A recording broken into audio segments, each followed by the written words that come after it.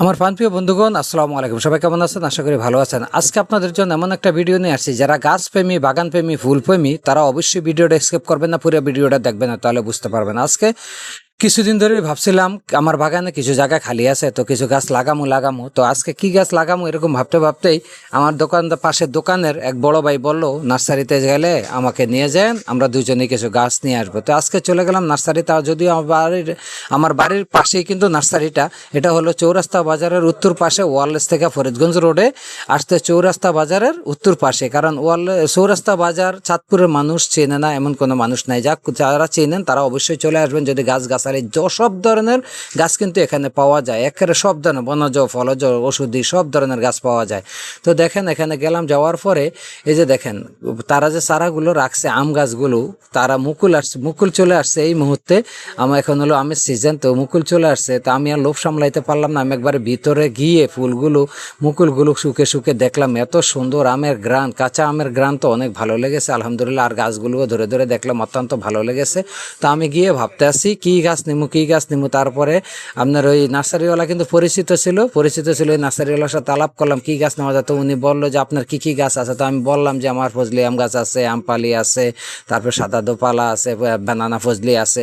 তো কি গাছ নাই? তখন বললো যে উনি যে আপনার কাটিমন আম গাছ আছে কিনা। আমি বললাম কাটিমন আম গাছটা মানি। তা বললো যে উনি এটা বছরে 2-3 বার ফল দেয়, আপনি ফাঁকা না খাইলেও দেখা গেছে যে আপনি বছরে 2-3 বার আপনি কাঁচা আম খাইতে পারবেন। তখন আমি ভাবলাম যে তো এই গাছটা নেওয়া যায়। তো উনি আমাকে নিয়ে গেল একদম নার্সারি লাস্ট সাইডে নিয়ে দেখাইলো যে কাটিমন আম গাছ। এই যে দেখেন কাটিমন আম গাছ দেখাইতে আছে, বাঁচতে আছে, বাচ্চা বুচ্চা। দেখতে উনি দেখাইলো আবার যে মুকুল আসার সময় হয়ে গেছে, হয়তো মুকুল আসতে পারে। এটা বছরে অন্তত ম্যাক্সিমাম নিচে হইলো 2 বার ধরবো। তো এই যাক, একটা কাটিমন আম গাছ বাচ্চা বুচ্চা লইয়া এলাম এবং কথা বলে সব। এই যে দেখেন নির্বাচিত করতে আছে কোন গাছটা নিম। ওই যে দেখাইতে আছে আপনার মুকুল চলে আসতে পারে যে কোনো মুহূর্তে। যাক আলহামদুলিল্লাহ। তো ওনার কাছে একটা কাটিমন আম গাছ নিলাম।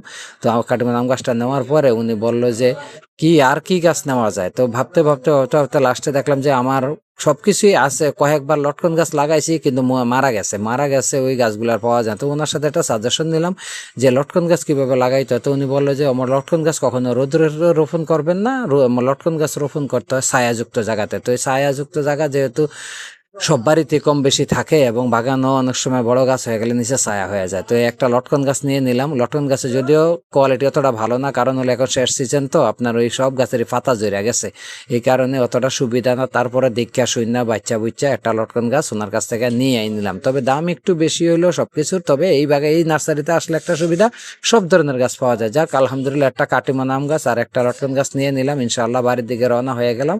তো যখন লাগামো অবশ্যই সেই ভিডিওটা আপনাদেরকে দেখামো, কিভাবে লাগাইলাম, কি পর্যায়ে লাগাইলাম, আর এগুলো কিভাবে লাগাইলে ভালো হইব।